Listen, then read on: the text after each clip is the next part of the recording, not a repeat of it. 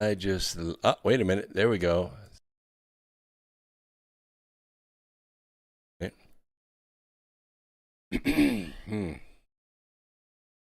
All right.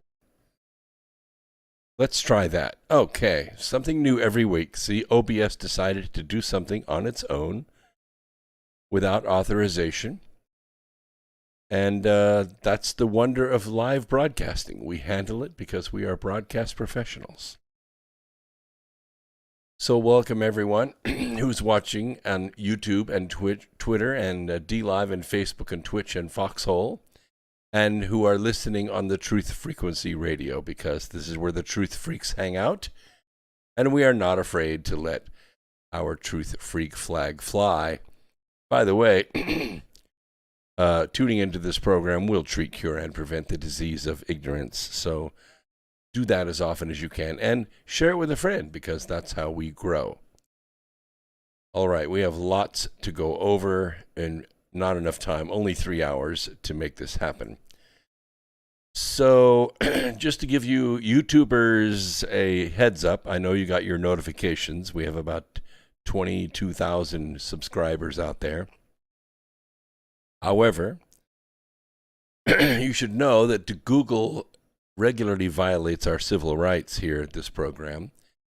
And so we do not let YouTube host our entire program. We limit the content that we give to YouTube because they are not responsible with it. So we're going to start off with a little bit of feel-good stuff.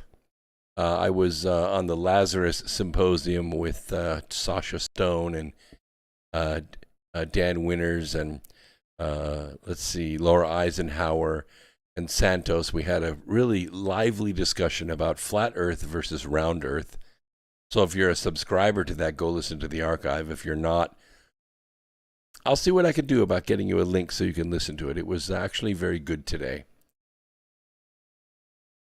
So let's see here. I want to talk about the 5 worlds of existence to begin with. This we can trust YouTube with. Yes, thank you, Jamie. What is it? Jamia says that was great today, so I'm glad you were listening. That's very good.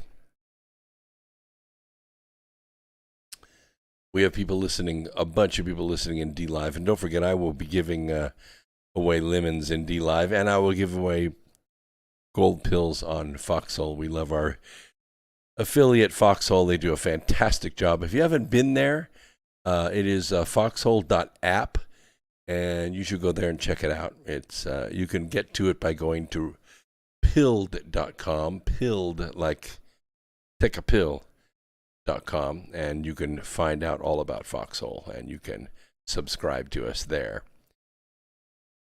Mortal life is really our creation. We think, that God created it for us, for him, for some entertainment. Oh, I think I'll send my spirits down there and see how they do. But the truth is that we were involved in this creation, and that mortal life is an aspect of heaven that other beings in the universe don't get to experience. That's why Earth is really the greatest show in the universe. That's why everyone's here to watch us. That's why all the UFOs are out there and all the aliens are here. They're not really participating with us. They're really not allowed to, but they're spectators. They're watching us because this is our creation. This is our resonation. We could create it or we could destroy it at will. It's pilled.net. You're right. Pilled.net. Absolutely right. Flawless in the USA. Flawless again. Thank you very much. So,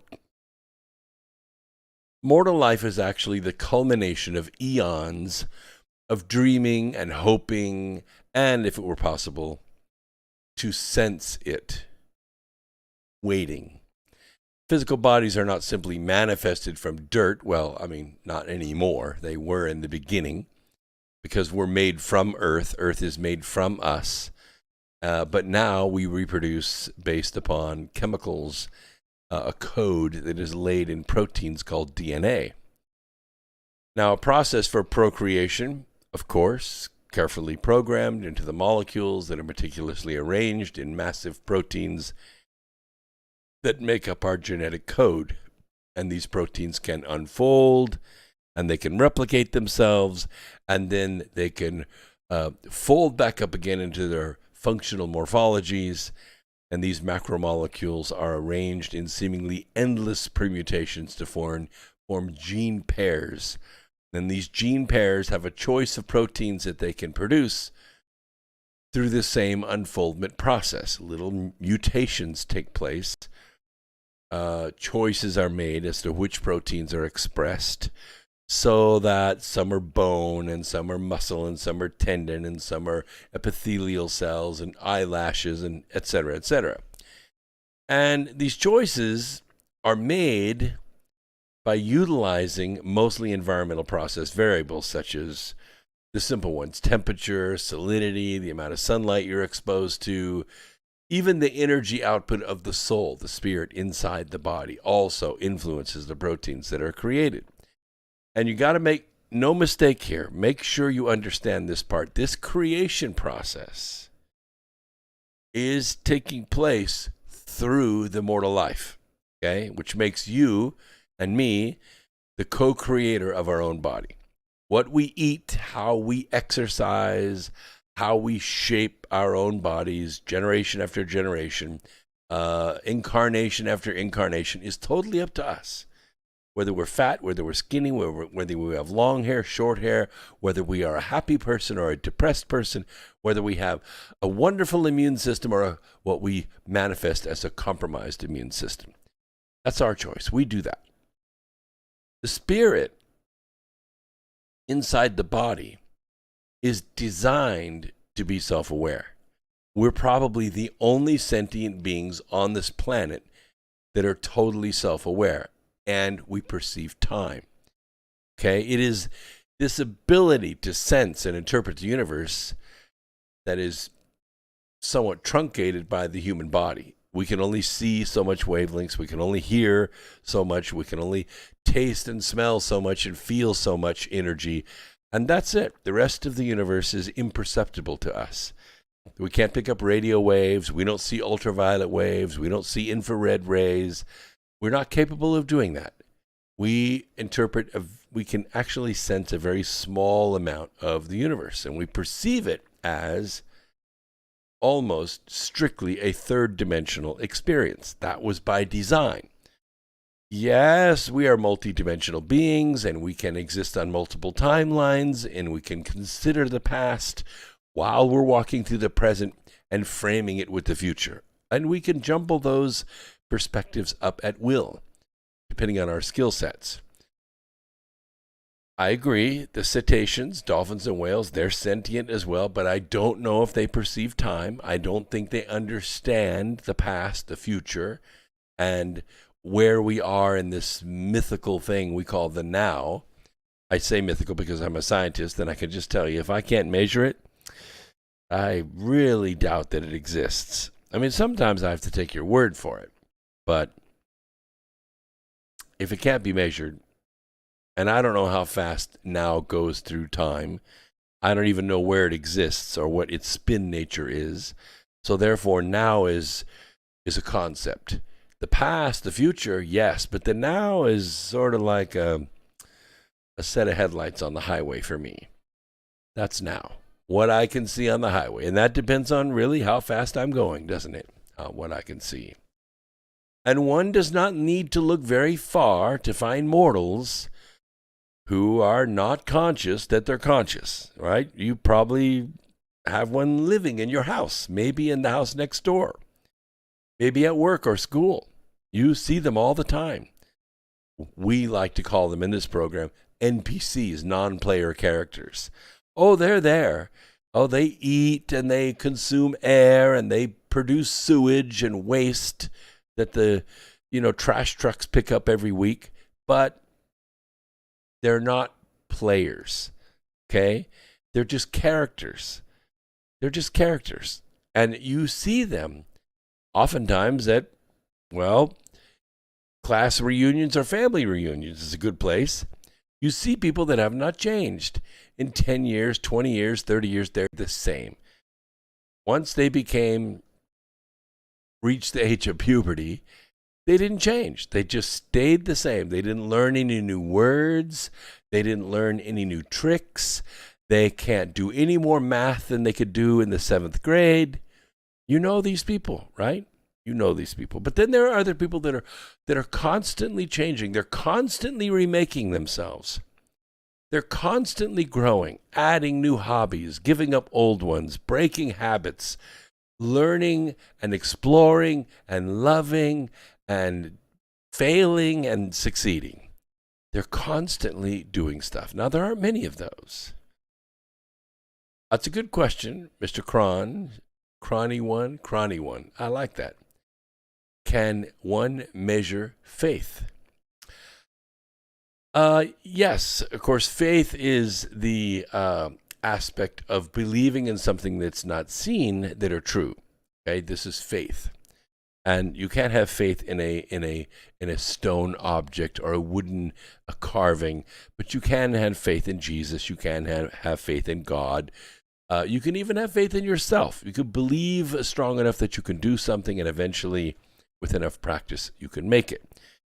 But faith is based upon things that you don't know. Things that you don't know. You believe them, but faith over time is superseded by knowledge. As you go forward and you learn things that you know to be true, that you can stand on in space and time and reach a little further with faith, you could see that faith continues to grow in the sense that you go higher and higher up the ladder, or you go higher and higher in frequency, or further and further into the future.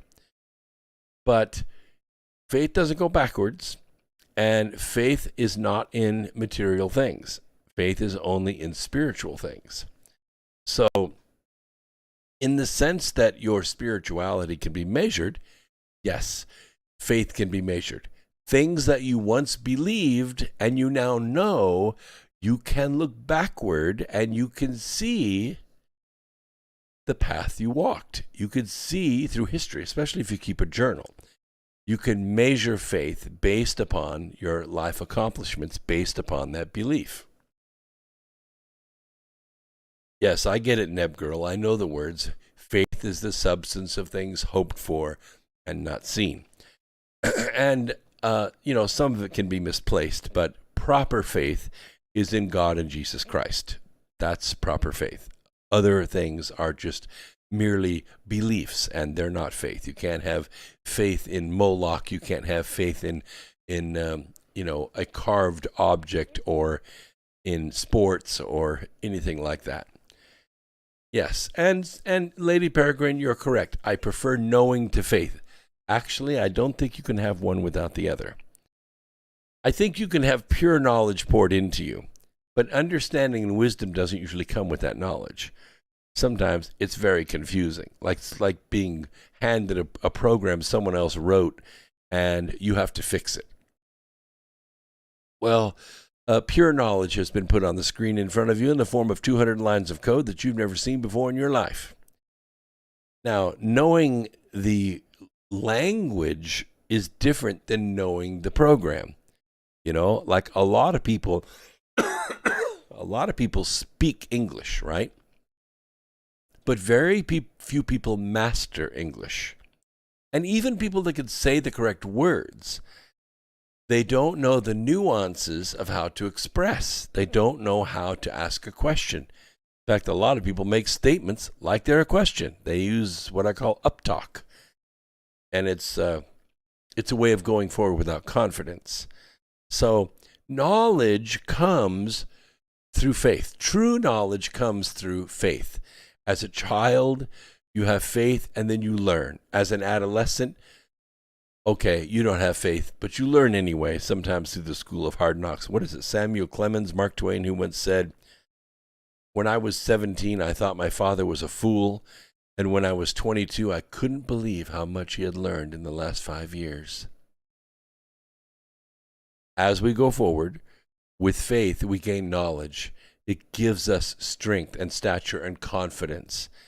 Somebody asked me one time if I believed in God, and I had to think for a second.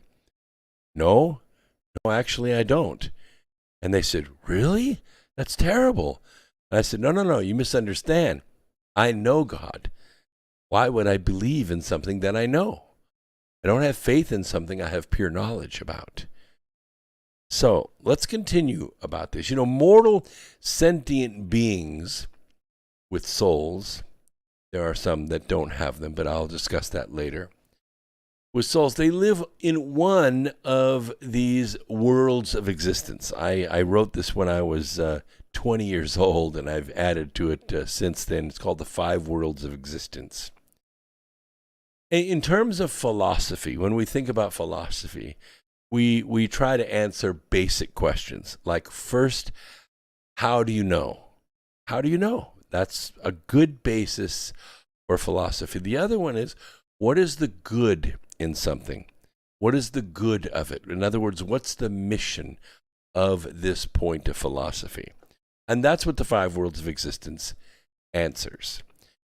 Moment by moment, and I'm not talking about months or years or moments on the dance floor or making love. I'm talking about just moments. They're of different sizes and different energy levels, moments are. And I think that's all you should be having, to tell you the truth. But mortals move between these worlds of existence. They don't exist in 2 worlds at one time. No, typically the good is so different from each one of these 5 worlds that we just don't exist in 2 worlds at one time. This is very what we call discrete. It's discrete. The longer you exist in mortal form, and that has absolutely nothing to do with your age, by the way, very young people who have very old souls. And people that are older than you are, and yet they are so immature, and they are so swung back and forth by slogans or signs or rhetoric or propaganda that they're just so young. They just have no will of their own. If somebody in government says, "Oh, trust the science," they're right there. They are right there. They're saying the same words in the same way, and they have no idea what it means. Because it doesn't mean anything, because tomorrow what they say is the science could be totally different. And you know what? They'll believe that too. Whatever it is. These people are so young. They're so immature, they can never, ever, in one mortality, gain enough wisdom to think on their own. They have to be told everything. Who is it? Rui Pereira? Is that? I hope I'm pronouncing that right. Greetings from Portugal, and thank you so much for being part of the program tonight. Welcome, welcome. You are welcome here. I wasn't reading your Facebook page, I promise. YN Knob or Yin Knob says, "This is so weird. I was just asking this on my Facebook page earlier today." Well, your message came through because I said to myself, you know what? Let's read something. Let's talk about some philosophy that interests people, and we can keep people on YouTube for a little while longer tonight because I think we can entrust them with this, don't you? So these are the 5 worlds of existence, and they are rudimentary, and of course there are probably subdivisions of each one of these, but you know them. You know them, and you will understand this, the master integrator, like God himself. What manner of children would God have if not given the potential to become like him? In fact, it is said in the scriptures, not in so many words, but I'm going to say them this way, and you'll know that it's true. When Jesus returns, we will know him because we will be like him. That's how we'll know him. So listen closely. World number 1 is very simple, but it's not for simpletons. All of us do this. All of us exist in this world, sometimes every day, multiple times a day. The good of this world is physical work. I mean, physical work. And there's something amazing and cleansing about this world in its simplicity. It requires little or no mental exertion. Digging a ditch, laying block, painting, weeding, doing laundry, some physical work. It doesn't take a lot of mind power. And yet, the soul receives peace and a profound sense of satisfaction from it. Whether you're building a stone wall or a doghouse, it doesn't matter. The physical work is where you gain the good from this world. It can even be said that a spirit can fall into a state of disrepair and really unexplained weakness and depression or fatigue without physical work. If you sit in a chair and, work on the computer all day, in a few weeks, you're going to be in pretty poor health. You're not going to be able to walk very far. You're going to get winded doing simple things. Your doctor might say you're not healthy enough for sex. And let me tell you, Earth Explorers, that just will not do. You need to plant a tree. You need to rake some leaves. You need to wash the car. You need to clean out the attic. Some sort of physical sweating work. Go to the dump and throw a bunch of stuff away. And you will come home and say, my God, I had no idea my garage was this big. And the harder and the longer the body is worked, guess what? The better the soul seems to feel. You dig a ditch. You hand cultivate a garden. It is very rewarding. I took a course on service once. It lasted for 2 days, and we were not allowed to speak for 24 hours. No sound. We could use sign language. We could point. We could use facial expressions, but no words. We worked in teams of 20 men, to clear a path through the woods. This was not easy. Cutting logs, raking leaves, leveling out walkways, making this pathway through the woods, and then putting mulch on it so it wouldn't erode. And let me tell you, we cut small trees. We cut out scrub brush and nettles and stuff like that. And it was spring, and the green leaves had not yet come out yet. But the briars and the sticks and the leaves and the pine needles and gravel all had to be put in its place. And we used wheelbarrows, and we used shovels, and we used pickaxes, and we cut landscaping timbers to make steps in the trail where it was steep to help people go up or down safely. And we used hand signals, as I said, and facial expressions, but no human voice was heard for 24 hours. At first, it was a real pain. It was very frustrating. And we ate these granola energy bars and drank water. That was it during the breaks. There was no big lunch and it was totally silent. And it was terrifically hard work, sweating, dirty, hard work. And that was hard for someone who worked in an office all day like me. And I knew I would be sore. But when we had to sleep in a sleeping bag on the ground with no tent under the stars and work the next day as well until 5 p.m. without saying a word, it was a mighty change of heart that came over every single one of us. We'll take a quick break. Be right back with Truth Frequency Radio. Let me see if I can take them out. Okay, so the call board is still open. And I'll leave that open. You can see the phone numbers up there on the screen. For those of you listening by audio, it's 213-233-3998.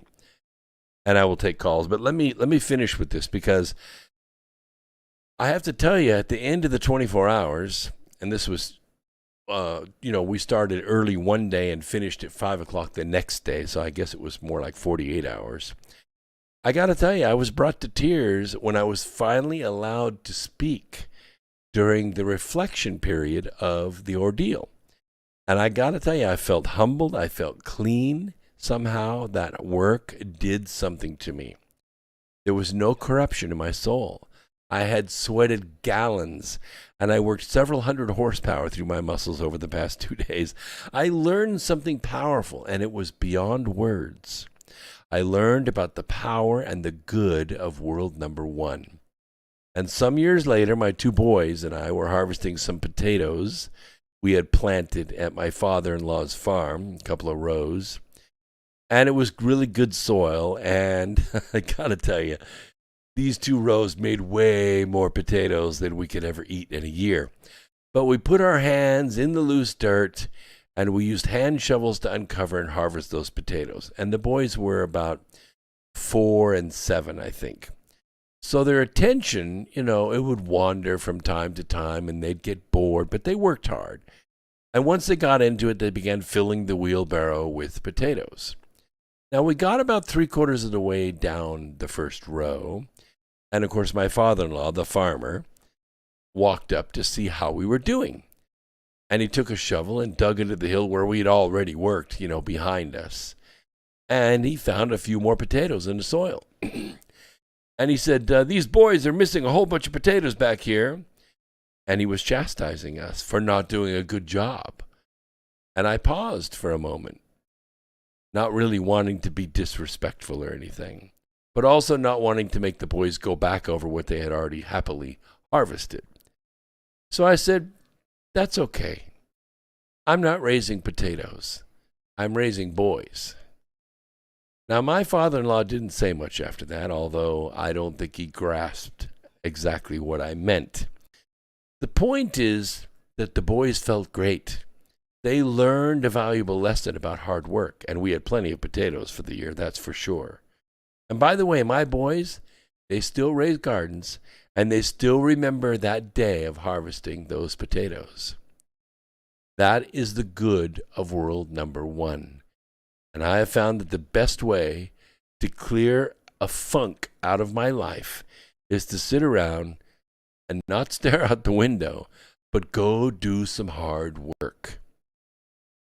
Pound in a fence post, trim the hedges, wash the car, and vacuum it to perfection. And by the way, to this day, I try to do it without speaking, just to let you know. All right, let's bring truth frequency back in.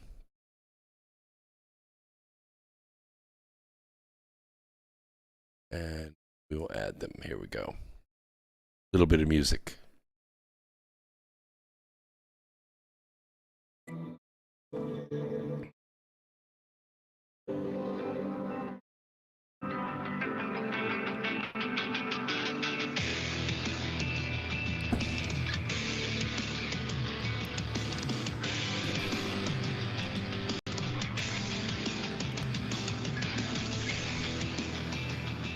So let's talk a little bit about world number 2. For those of you listening on Truth Frequency Radio, we keep going during the break because we just have so much to go over, but you can catch up. World number 2, and the good of this world is learning. It's learning. And I don't mean merely reading. I mean to study on a thing. Any subject, doesn't matter. Painting, electronics, auto mechanics, carpentry, mathematics, it doesn't matter. Once that knowledge is acquired, then the task of assimilating that knowledge into other subjects that have been studied before begins. Music is woven into architecture. Math is colored with acrylic paints or clay. It's like turning a thing over in the hands, looking at it from all sides. Exploration, discovery, problem solving, amazingly satisfying when the solution is found. I still do it. This last week I was handed a piece of equipment that was built by another engineer who left. He didn't leave any instructions, he didn't leave any schematics, and it didn't work. So I took the cover off of this piece of equipment, and it looked like somebody had chopped up a bowl of colored spaghetti and dumped it in the top. There was no tracing it. And yet, the program was sitting there on the screen. I couldn't read it at first, but it unfolded before me. I stayed at it. It took me a while to find the mistakes in his code and the broken wires in that conglomeration. I don't even want to call it a circuit. But I fixed it. And at 4:30 that afternoon, I pushed the button and the entire program ran flawlessly. And for the first time in 2 years, that machine worked. That is very satisfying to do. Now, I've made the bulk of my living out of solving problems for Fortune 500 companies. You'd think they would know how to do stuff. All they do is get themselves in bigger fixes, let me tell you. I can see into their processes and machines and systems to the root of a problem better than anybody I've ever met. I mean, that's just straight up true. And it's because I have mastered world number 2. I've mastered it. There are some changes that come about in the world that are profound and perhaps responsible for the improvements of the human race. Maybe cleaner air, cleaner water. I mean, we don't have to spend our whole day looking for something to eat, right? You got it 30 feet away in your fridge. You went once every other week to the grocery and you bought enough and you're good to go, right? Somebody else grew it. Somebody else packaged it. Somebody else approved it and said, yes, this is fresh enough for Brooks to eat. Put it in your fridge. You think about it, the human race was walking or riding behind an ox until about 140 years ago.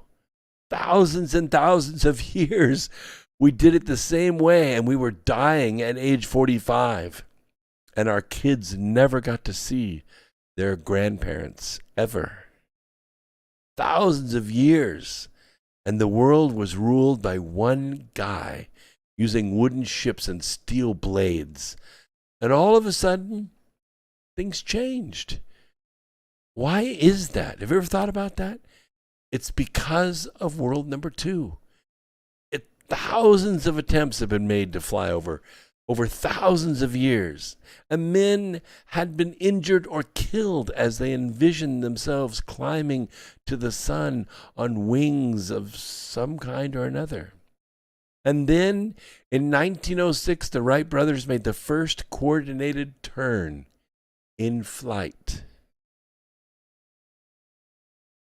Word of a plane that could fly for 45 minutes reached France to an airfield full of men who would not believe it. So the Wrights packed up their plane, they sailed to France and flew over their heads for nearly an hour. Around and around, banking left and right, and then landing again on the grass field in front of them. The Wrights changed the world forever. All people had to do was see it done one time. And once they saw the slight warping of the wing surfaces to bank the plane and a slight rolling action while the rudder was turned as well, that it would prevent the plane from going into an uncontrollable flat spin and crashing. Of course, 5 years later, World War I started and men were bombed from the air, and now we have computers to help the pilots make minute changes to wing surfaces to fly invisible planes at impossible speeds in the dark. Yes, worlds change in this world of existence, but it is the good here. And knowledge can bring civilization to new levels of sustainability and far star systems to star systems. In a few short years, every major disease on this planet will be cured unless the fascists invent another one. We've already seen most cancers cured without surgery or radiation, all by using molecular biology. I can tell you, Earth Explorers, that world number 2 is how we discover the facts, how we analyze them, and how we figure out the meaning of life. We're not there yet. World number 3. Now, world number 3, if you've seen episodes of Star Trek, you know exactly what I'm talking about here. The good of world number 3 is to do something deviant and non-conforming, the mischief world. I mean, why on earth would we have such a world of existence, you ask? What is the good of this world? I didn't invent it. I'm only defining it for you. Humans are not the only sentient beings on the planet that have this ability. Dogs and cats and horses and dolphins and whales, they have this ability to consciously do deviant acts. They defy. They do violence, mayhem, vandalism, larceny, rape, and even murder have their rewards in this world. You know, I interviewed a criminal psychologist one time. At length, over a period of months, I visited him because he was a friend of mine, and I asked him about his work. He didn't want to sit down and talk about it for very long at one stretch, you know, so to get the full picture, it took me some time because it was little short images of what he did. And I asked him, why do we incarcerate bad people? I mean, does it help them? Do they rehabilitate? Does it punish them or make them not want to do their crime anymore? And I got to tell you, the answer was very awakening to me. He said, we do not incarcerate people to rehabilitate them. Although those services are certainly available to them while they're locked up, the sole purpose of incarceration is to remove them from society so that society is kept safe from them. And I asked him why there were so many prisons. And I mentioned that America has more people in jail than any country in the world. And he said, that's why our country is so safe. He explained that in any community, at any economic level, poverty, middle class, wealthy, it doesn't matter. About 98% of the people behave well. They obey the law spontaneously. They wouldn't steal anything if it didn't belong to them. And that is to say, even without having laws, they won't steal, they won't fight, they won't rape, they won't lie, they won't cheat in any way. They show up to work on time, they do their day's work, they go home, they don't cheat on their wives. And with laws and training in knowledge of the law, much like traffic laws, people get even better at it, right? They get a speeding ticket once or twice and never again because they say, wow, I guess I can't drive as fast as I want. You know, it's expensive.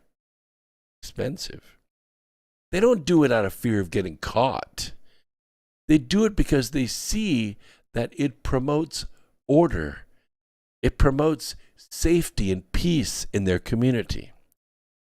They want this, and they see the sense in it.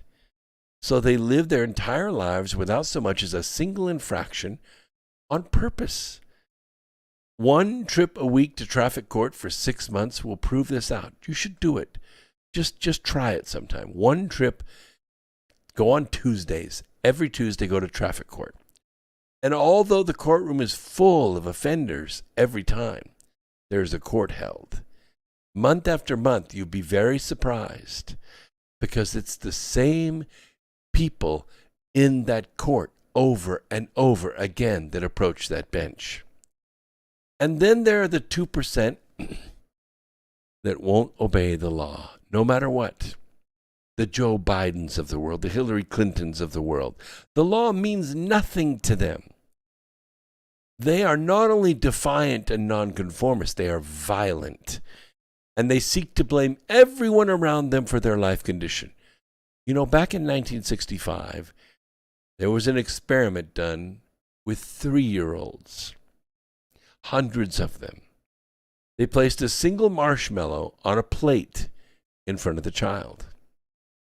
And they were told to sit and look at it. And within a minute, the adult would say, I'm going out for a while. If you do not eat the marshmallow, when I return, I will give you 2 marshmallows, and you can eat them both at that time. Some of the children picked up the marshmallow, smelled it, and placed it back down. Some of them ate the marshmallow, and some of them did not touch it. They waited, and they got the 2 marshmallows. It sounds simple enough, doesn't it?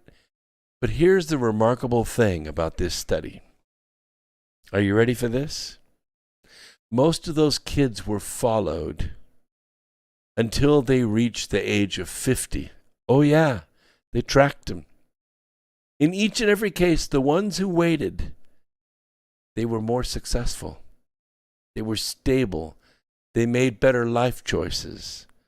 The ones who ate the marshmallow were total failures. They struggled from day to day. They went through multiple divorces and almost to a person. They did not finish higher education. The good of world number 3 is mischief, but the process is more geared toward instant gratification. You know, my criminal psych interview that I told you about. Once he told me he had a class of criminal that would never be accepted in society. They were doomed to spend their entire life in prison. When they punched somebody in the face and the blood poured from that person's nose, they got an erection. How can you rehabilitate a person whose sexual energy is tied to violence? You cannot. They are exiled in world number 3, and they will never escape. Sex is also a large part of this world. Sexual energy and gratification is the core of this world. Both sexes participate, by the way. But there is a point at which people naturally fall out of this world. They get old, they get fat, or they make themselves so unattractive, they mutilate themselves that they can no longer participate in sex. And this has nothing to do with love. It only has to do with sex, only sex. Although young people are easily fooled into thinking that sex is love, they will soon find out the two are very, very different. Now let's talk about world number 4. The good of this world, you're probably not going to agree with me. The good of this world is depression. And I have written many, many papers on this subject. It is well traveled and it is well explored, let me say that. The good of this world is self-reflection. We focus on the self. And when we enter the canyons of blue, as I call them, there's a transition from light to shade. It's cooler and darker. And if you go all the way to the bottom of the canyon, it can get quite dark and quite cold. And there's only one soul on the ground in this world, and that's you. Self becomes the only thing you are aware of. You meet and face all your fears in this world. Now, whenever we come here, we bring with us a long script that we have written. It is filled with stories and lessons, but most of the time they are locked away in another language. You didn't speak English before your last existence. You know that, don't you? Not very likely, anyway. As far back as you could remember, you have been sentient because that is the image from which you are made. When you take the square root of something, you do not end up with something completely dissimilar from that which you started with. Oh, yes, it was much larger, but it was meant to be rooted. That is to say, one being in the universe doesn't really exist. Not relative to anything else. There's no relativity. There's no comparison. When the square root is taken, you get two mated souls, brothers, sisters, or perhaps one of each. And then when multiplied together, they get the original soul again, right? But as each soul grows and learns and expands, the product of that reverse process is very much larger. And that's the point. What humans have a hard time learning is that failure is actually the only teacher. Very little is learned from success, except maybe in golf. The forgetting that life is a path and not a destination can also make us lose our way in the canyons of blue. The idea is not to go down into the canyon and then walk along the cold river. It is to cross the river and climb up the other side and back into the surface world. And if we shortcut it, if we take some mood-elevating drug and we pop back into the real world. Oh, what was I thinking? And we never finish the journey. We are doomed to return over and over again. How does that happen? When there is no one who can harm you in the canyons of blue. Well, there is one being. I call him Anterby. He's a black flame with yellow eyes, and like all flames, he needs fuel to burn, and his fuel is your life force. He will come, if you stay long enough. He will convince you to keep him warm, and he will give you nothing in return. He wants you to give all of your energy to him, all of it. But when that is done, you're dead. World number 4 is a journey. We all make it, all of us. Whether you climb out the other side, when you climb out the other side, you are very much stronger, and you are better for it, and you're tougher. And there's nothing wrong with a scar. The point is to heal. Getting back on the horse is much better than walking. You can always feel a soul who has never made the journey. They are incomplete mortals. But like any learning experience, the self-reflection is even more important than the experience itself. The big question is, what did you learn? How near of a miss was it? Where will you stand next time? Did you learn the right lesson? Some people learn the wrong lesson, you know. And one thing is for sure. If you learn that you're a loser, you got it wrong. Chances are you bought an old script and you brought it with you. Get with a clearing practitioner and get rid of that script. Stop reflecting that failure and use the lesson to love better and sow correctly to get the best fruit. World number 4 is vital to the completion of any soul. Didn't you ever wonder how wise your grandmother was? She came through the Depression when things were so bad you had to trade stamps to get sugar or a pair of shoes. After all, the purpose of life is completion, is it not? That was the commandment in the beginning, and nothing, not any god or any host of gods, can stop you from this. You see, you were commanded to be perfect, just as your Father in heaven is perfect. It's kind of a language issue here. The better word is complete. You were commanded to be complete. Be therefore complete, even as your Father in heaven is complete. And oh yes, it can be done. Now, world number 5. And remember, these worlds are unique to Earth. They're unique to the mortal experience. They don't exist when you're dead. They don't exist when you're a spirit. I don't know if they exist on other worlds. Some of them do, but I don't know if all of them do. World number 5. The good of this world, for lack of a better word, is celestial glory. Mortals enter and leave this world often throughout their lives. It is not possible or meant to be possible for mortals to stay here. It is a place of safety and platonic love. Obviously, it would be the end of the human race if we all went here and stayed. There are many times that mortals step into this world, and most of the time they forget about it pretty quickly. There are days when everything goes right.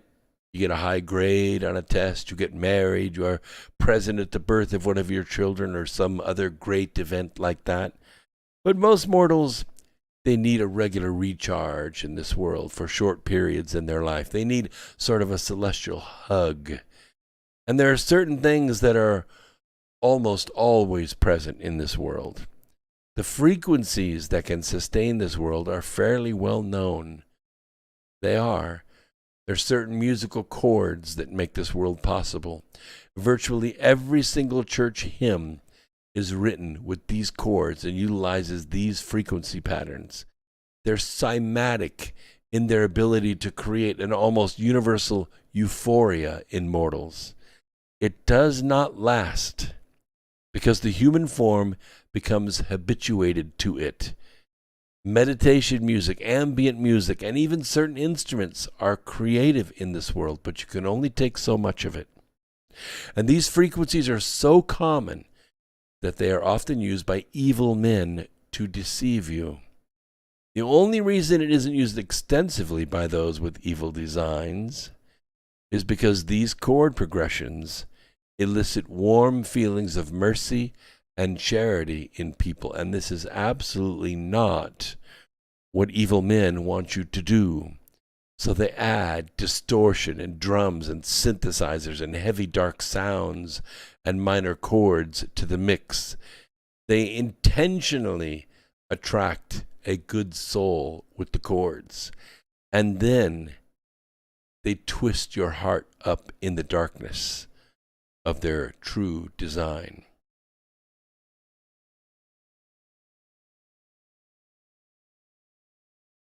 Let's see here.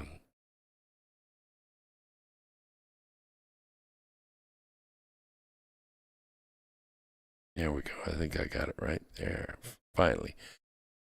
Mortals, and most of you are, they require contrast in order to be happy with life. You can't appreciate light without darkness. You can't appreciate safety without risk.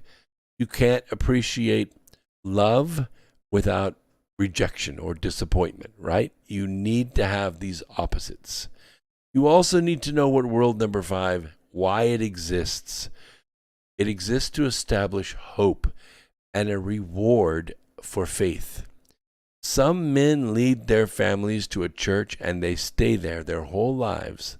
They like the songs, they like the messages, they can recharge the soul on Sunday.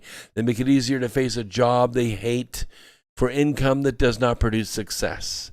They go back to work, they swallow their pride, and they move through the other worlds for spice to their lives. And then they come back to world number 5 for refueling. And unlike sexual energy, making love is a very large part of this world. When couples come together for a session of physical exchange, it can last for 5 to 6 hours at a time. Foreplay, all of that, for hours at a time. It's not in the sexual realm. It rather exists in the celestial realm, because this energy is meant to express love between two people. Yes, I said 2 people. And when you add another person, it falls back into world number 3, just like that. The good of this world is that it is a rare respite from mortality. It is not the point of mortality, and when it is done to excess, it does not work anymore. So you got to let that sink in if you ever thought about being a nun or a priest. When you dwell too much in the celestial world, in mortality, you lose the sense of feeling. It is called a cloistered virtue. A cloister is a structure of buildings built in a circle, okay? They're built in a circle. And in the center of the court of those buildings is what's called the cloister. You can go in the buildings, you can go into the cloister, but you can't go outside the buildings, outside the cloister. And so what that means is that you're not exposed to the temptations of the world. And Jesus deplored this. He said a cloistered virtue is worthless. It's worthless because you're not tested, you're not tempted. In the cloister, everybody wears the monk's robes, right? Oh, another quick break. Wow, here we go again. So we'll take this break, and we'll be right back after this.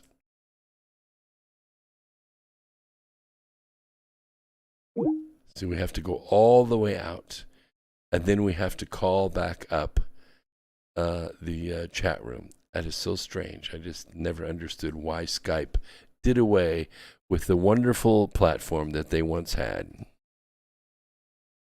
All right, so our call board is now active again. And we're in.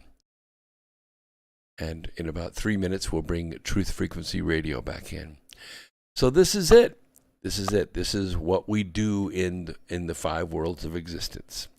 So I thought I would bring that to you, and for the benefit of our YouTube listeners, because now we're going to go into more intellectual things for which Google violates our civil rights on a regular basis. And so we don't let Google or YouTube host this part of the program.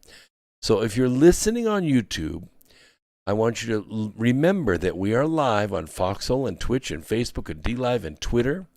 And you can go to any one of these free speech platforms and you can continue with the program. But for now, we have to let YouTube go because they are so irresponsible and they violate our civil rights. So bye-bye, YouTube. The rest of you